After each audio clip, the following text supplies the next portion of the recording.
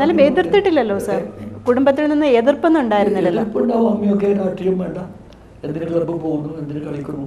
സ്വാഭാവികമായി ആരോഗ്യവകുപ്പിൽ അമ്മമാരുടെ ആഗ്രഹം മക്കൾ ഡോക്ടറാവണമെന്നാണ്. ഏത് ആരോഗ്യവകുപ്പിൽ ഉദ്യോഗി പഠിച്ചു തന്നാവണം എന്നതേ ആഗ്രഹമുണ്ടായിരുന്നു. പക്ഷെ അത് കഴിഞ്ഞ് ഗോവ വിമോചന സമരവുമായി ബന്ധപ്പെട്ടുകൊണ്ട് എന്നെ സ്കൂളിൽ നിന്ന് പുറത്താക്കി. പുറത്താക്കാൻ കാരണമുണ്ട്.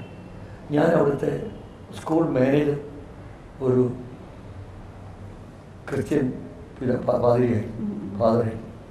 അദ്ദേഹത്തിനെതിരായി ഞാൻ പ്രസംഗിച്ചു. അദ്ദേഹത്തിന് ഗോവ ഇന്ത്യയിൽ ലയിക്കുന്നതിന് അനുകൂലമല്ല. കാരണം സെൻറ്റ് സേവിയറുടെ അസ്ഥികൂടം ഗോവയിലുണ്ട്. അതൊരു ഇന്ത്യയിൽ ചേരുന്നത് അവർക്ക് മതപരമായ വികാരമുണ്ട്, എതിർപ്പുണ്ട്. അതുകൊണ്ടാണ് ഞങ്ങളെ സ്കൂളിൽ നിന്ന് പുറത്താക്കിയെന്ന് പ്രസംഗിച്ചു.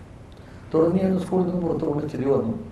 അദ്ദേഹം എന്നോട് പറഞ്ഞു, നീ SLC 60 വയസ്സ് കഴിഞ്ഞാൽ SLC പാസ്സാവില്ല എന്ന് സ്കൂൾ അസംബ്ലിയിൽ എന്നെ ശാസിച്ചു. പിന്നീട് കുറച്ച് ദിവസം കഴിഞ്ഞു മധ്യസ്ഥന്മാരൊക്കെ വന്നു. ആ മധ്യസ്ഥന്മാർ വന്നപ്പോൾ ഞങ്ങളെ തിരിച്ചെടുക്കണമെങ്കിൽ വ്യവസ്ഥ വെച്ചു. ആ വ്യവസ്ഥ SLCക്ക് അതിന് ഡീറ്റെയിൽസ് ഉണ്ട്, പരീക്ഷയ്ക്ക് അയക്കില്ല സ്കൂളിൽ ചേരാൻ. അങ്ങനെ എന്നെ ഡീറ്റെയിൽ ചെയ്തു. ആ ഡീറ്റെയിൽസിനാണ് എൻ്റെ രാഷ്ട്രീയ ജീവിതത്തിലെ ഏറ്റവും വലിയ മാറ്റത്തിന് കാരണം ഞാൻ തലശ്ശേരിയിൽ വന്നു. അമ്മ വേലാവിലാണ്, വീട് കൂട്ടിയിട്ടിരിക്കുകയാണ്. എൻ്റെ സ്ഥിരതാമസവും കളിയൊക്കെ കോൺഗ്രസ് ഓഫീസിലായി. കോൺഗ്രസ് ഓഫീസിൽ ഇരുന്നുകൊണ്ടാണ് ഞാൻ SLC പരീക്ഷയ്ക്ക് പോകുന്നത്. അന്ന് ഞാൻ മുഴുവൻ സമയ പ്രവർത്തകനാണ്. പാർട്ടി ഓഫീസിലാണ് താമസം കിടത്തും. അന്ന് പാർട്ടി ഓഫീസ് എന്ന് പറയുന്നത് ബെഞ്ചാണ്, അല്ലെങ്കിൽ താഴെ പേപ്പർ ഇട്ട് കിടക്കുന്ന കാലാണ്. പാർട്ടി ഓഫീസിലാണ് താമസിച്ചത്. സാറിന്റെ ഏജിലുള്ള സഹപ്രവർത്തകരുണ്ടായിരുന്നു. ചെറുപ്പക്കാർ വളരെ, ബാക്കിയൊക്കെ മുതിർന്നവരാണ്. ആ മുതിർന്നവരോടൊപ്പം ഞാൻ അവരുമായി മിങ്കിൾ ചെയ്യാനും പരിപാടിയും ഞാൻ കുട്ടി എന്ന രീതിയിലുള്ള എല്ലാ ആനുകൂല്യവും അവരുടെ അനുകമ്പയും എല്ലാം എനിക്കുണ്ടായി. അപ്പൊ ശരിക്കും അവരോടുള്ള ഒരു സഹവാസം സാറിന് മെച്ചൂരിറ്റി കൂട്ടിയിട്ടുണ്ടാവില്ലേ? സ്വാഭാവികമായി രാഷ്ട്രീയ പ്രവർത്തകന് മെച്ചൂരിറ്റി വരാൻ നിവൃത്തിയില്ലല്ലോ. അത് പ്രവർത്തിച്ച് വരുമ്പോൾ ഉണ്ടാകുന്നത്. ഇത് കഴിഞ്ഞ് പൂർണ്ണ പത്രപ്രവർത്തകനാകുന്ന ആഗ്രഹത്തോടു കൂടി ഞാൻ സ്റ്റെനോ ടൈപ്പിസ്റ്റായി മാറി ശ്രമിച്ചു. സ്റ്റെനോഗ്രാഫിയിലേക്ക് നല്ല മാർക്കുണ്ടായിരുന്നു. ഞാൻ പ്രാദേശിക പത്രങ്ങൾക്ക് ലേഖനം എഴുതാറുണ്ടായിരുന്നു, റിപ്പോർട്ടറായി. കാരണം അന്ന് ഇന്നത്തെ പോലെ പത്രപ്രവർത്തകർ 2 വാക്ക് കുറിച്ച് എഴുതിയിട്ട് അവർക്ക് തോന്നി എഴുതുന്ന കാലമല്ല. Verbatim reporting. ഒരാൾ എന്ത് പ്രസംഗിച്ചു അത് വെർബാറ്റമായി. കാരണം അന്ന് ടെലിഗ്രാമേ ഉള്ളൂ, ടെലിഫോണില്ല. പാസ് കിട്ടും ടെലിഗ്രാം ഓഫീസിൽ, പ്രസ്സിനുള്ള പാസ് വെച്ചത് അയക്കണമെങ്കിൽ അത് സ്റ്റെനോ ടൈപ്പിസ്റ്റിന് മാത്രമേ, സ്റ്റെനോഗ്രാഫി അത് സാധിക്കുള്ളൂ. ആ രീതിയിൽ പത്രങ്ങളൊക്കെ ചെയ്തുകൊണ്ടിരുന്നു. സ്വാഭാവികമായി അന്ന് പത്രങ്ങളിൽ പേരൊക്കെ വരുമ്പോൾ ഉണ്ടായിരുന്ന മാനസിക സന്തോഷമൊക്കെ ചേർന്നല്ല. അതൊക്കെ പാർട്ടി പ്രവർത്തകന് വികാരം കിട്ടാൻ ഒരു കാരണമാണ്. ശരിക്കും കോളേജിൽ ഞാൻ കോളേജിൽ എത്തിയിട്ടില്ല. ഹൈസ്കൂൾ കഴിഞ്ഞു. ഞാനൊരു 2 കൊല്ലം ഈ പത്രപ്രവർത്തനമൊക്കെയായി പ്രവർത്തിക്കാൻ, മുഴുവൻ സമയം പാർട്ടി പ്രവർത്തകനായി പ്രവർത്തിക്കുക.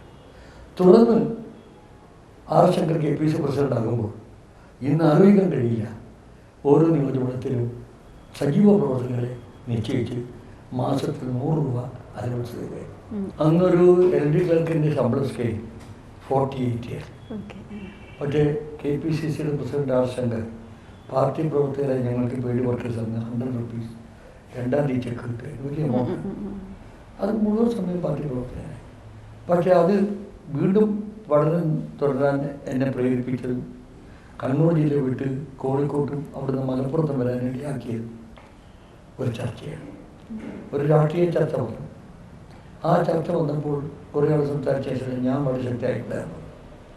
അഭിപ്രായം പറഞ്ഞപ്പോൾ അതിൻ്റെ അധ്യക്ഷൻ പറഞ്ഞു, നിങ്ങൾ പാർട്ടിയുടെ മുഴുവൻ സമയം പ്രവർത്തകനാണ്, അത് തീരുമാനങ്ങൾ നടപ്പാക്കാൻ ബാധ്യസ്ഥനാണ്. നിങ്ങൾ പറയുന്ന അഭിപ്രായത്തിന് വിരുദ്ധമാണ് തീരുമാനമെങ്കിൽ നിങ്ങളുടെ പ്രവൃത്തിയോട് നീതി കാണിച്ചില്ല എന്ന് ചേർത്ത് നിർത്തുന്നു. അതുകൊണ്ട് അഭിപ്രായം ഉചിതമാണ്. ഞാൻ അപ്പുറത്ത് പോയി വെള്ളം കടസ് എടുത്ത് രാജിക്കത്ത് കൊടുത്ത് വീട്ടിൽ പോയി അമ്മയോട് വീണ്ടും പഠിക്കണം ആവശ്യപ്പെട്ടു. അവർ വെച്ച വ്യവസ്ഥ കണ്ണൂരിൽ പഠിക്കാനില്ല, സ്വന്തം നാട്ടിൽ നിന്ന് രാഷ്ട്രീയ പ്രവർത്തിച്ചു. അതുകൊണ്ട് മദ്രാസിൽ പോയി പഠിക്കാം, അല്ലെങ്കിൽ പാലക്കാട് പഠിക്കാം. അവസാനം നിർബന്ധിച്ചതിന് ശേഷം കോഴിക്കോട് ചെന്നോട് ചേരാൻ സംബന്ധിച്ചു. ഞാൻ കോഴിക്കോട് ചെന്നോട് ജോയിൻ ചെയ്തു. ആ ജോയിൻ ചെയ്ത് തുടർന്ന് അമ്മയും കോഴിക്കോട്ടിൽ നിന്ന് ട്രാൻസ്ഫർ, കണ്ണൂരിൽ നിന്ന് കോഴിക്കോട്ടിൽ ട്രാൻസ്ഫർ ആയി. പ്രീ ഡിഗ്രി ആയിരിക്കും. അന്ന് ഞാൻ പ്രീ യൂണിവേഴ്സിറ്റി ആയിരുന്നു. പക്ഷെ അതിന് യാദൃച്ഛ സംഭവമുണ്ട്. രാഷ്ട്രീയത്തിലെ പല സംഭവങ്ങളും യാദൃച്ഛികമാണ്. ഞങ്ങൾ സ്റ്റേറ്റ് ക്യാമ്പ് നടന്നപ്പോൾ എറണാകുളം താലൂക്കിൽ KSC സംഘടിപ്പിക്കുന്നതിനെ കുറിച്ച് അവിടെ വന്ന് ചർച്ച ചെയ്ത് വലിയ ആക്ഷേപം പറയുന്ന ഒരു നേതാവിൻ്റെ പേരെടുത്ത് പറഞ്ഞുകൊണ്ട് ഞാൻ പറഞ്ഞു, നിങ്ങൾക്ക് ചർച്ചയിൽ പ്രസംഗിക്കാനേ കഴിയുള്ളൂ, സംഘടനാ പ്രവർത്തനം കഴിയില്ല, കാരണം നിങ്ങളുടെ താലൂക്കിൽ ഇപ്പോഴും സജീവമല്ല. പക്ഷെ അദ്ദേഹം ഒരു മറുപടി പറഞ്ഞു. ആ മറുപടി എൻ്റെ മനസ്സിൽ തന്നെയായിരുന്നു. നിങ്ങൾ കോഴിക്കോട്ടാവില്ല, 6-7 ആർട്സ് കോളേജ്, സയൻസ് കോളേജുണ്ട്. ഞാൻ പഠിക്കുന്നത് എറണാകുളം താലൂക്കിലാണ്, മലപ്പുറത്ത്. അവിടെ ഒരു പ്രൊഫഷണൽ കോളേജായിരുന്നു, കോളേജുള്ളൂ, ഒരു ആർട്സ് സയൻസ് കോളേജ് ഇല്ല, സത്യമായിരുന്നു. അതുകൊണ്ട് ഞങ്ങൾക്ക് പഠനത്തോടൊപ്പം പ്രാക്ടീസും പേഷ്യൻസും പ്രൊഫഷണൽ കോളേജായുള്ള നിയന്ത്രണമുണ്ട്, ഞങ്ങൾക്ക് പരിചയമുണ്ട്. ആ യോഗത്തിൽ വെച്ച് ഞാൻ പറഞ്ഞു, അങ്ങനെയാണെങ്കിൽ ഞാൻ ആ കോളേജിൽ വന്ന് ചേർന്ന് പാർട്ടിയുടെ കളിയോ നോക്കാം. അങ്ങനെയാണ് ക്രിസ്ത്യൻ കോളേജിൽ നിന്ന് യൂണിവേഴ്സിറ്റി കഴിഞ്ഞുകൊണ്ട് ഞാൻ വന്ന് ആയുർവേദ കോളേജ് ചേർന്നത്. ആയുർവേദ കോളേജ് ചേർന്നതാണ് ഞാൻ പിന്നീട് മന്ത്രിയാവാനും ഈ സ്ഥാനങ്ങൾക്ക് താൻ കാലം തിരിച്ചെടുക്കുന്നു. കാരണം കോട്ടക്കൽ വരുമ്പോൾ ആ പ്രദേശത്ത് കോൺഗ്രസ് ചെറിയൊരു സംഘടനയായിരുന്നു. അദ്ദേഹം കുറേ കുട്ടികളൊക്കെ കൊണ്ടുവന്നു. ദേശീയ ഏറ്റവും നല്ല ശക്തീകരണമായി. ശക്തീകരണം മാത്രമല്ല, ഞങ്ങൾ ഓരോ മാസത്തിലും അച്ചടിച്ച് പ്രസിദ്ധീകരിക്കുന്ന കേരള വിദ്യാർത്ഥി എന്ന ഒരു മാസിക പോലും ഞങ്ങളുടെ യൂണിറ്റ് പ്രസിദ്ധീകരിക്കുന്നു.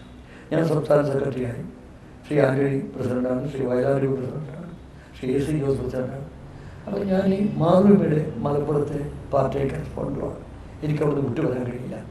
അതുകൊണ്ട് പ്രസിഡന്റ് സ്ഥാനം ഏറ്റെടുക്കാൻ ആവശ്യപ്പെട്ടിട്ട് സെക്രട്ടറിയായി ഞാൻ ആ പ്രദേശത്തേക്ക് പ്രവർത്തിക്കുകയായി. ശരിക്കും സാർ ആ സമയത്ത് ഇപ്പം സാർ ആയുർവേദ കോളേജിൽ ജോയിൻ ചെയ്തു എന്ന് പറഞ്ഞു, പഠിക്കാൻ ഒത്തിരി ഉണ്ടാവില്ലേ? അപ്പം പിന്നെ അതും ഇതും കൂടെ അത് പറഞ്ഞുതരാം.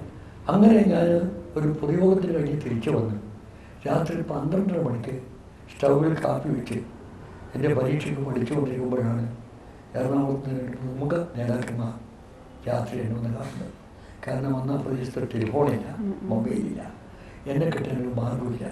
അവർ കാർ ഓടിച്ച് വന്നിട്ട് പറഞ്ഞു, 67 തെരഞ്ഞെടുപ്പ് നടക്കുകയാണ്, ഇവിടെ ഞങ്ങൾ കണ്ടെത്തിയ സ്ഥാനാർത്ഥി താനാണ്, തനിക്ക് വോട്ടുണ്ടോ എന്ന് ഞങ്ങൾക്ക് അറിഞ്ഞുകൂടാ, കാരണം തൻ്റെ നാട് തലശ്ശേരിയാണ്, താൻ താമസിച്ചിരുന്നത് വടകരാമയോടൊപ്പമാണ്, ബാലുശ്ശേരിയാണ്, ഇവിടെയാണ് ഇപ്പോൾ പഠിക്കുന്നത്, താമസം ഇവിടെയാണ്. അപ്പോൾ വോട്ടർ പട്ടികയിൽ പേര് ചേർത്തിട്ടുണ്ടാവും എന്നറിയില്ല. നാളെ തൻ്റെ പേര് ഡൽഹിയിൽ നിന്ന് അനൗൺസ് ചെയ്യും. പക്ഷേ ഞങ്ങൾ വഷളാവും, വോട്ടില്ലാത്ത ഒരാൾ സ്ഥാനാർത്ഥിയാക്കി. അതറിയാൻ പറഞ്ഞു. അത് വോട്ട് ഞാൻ ചേർത്തിട്ടുണ്ട്, വടകരയാണ്.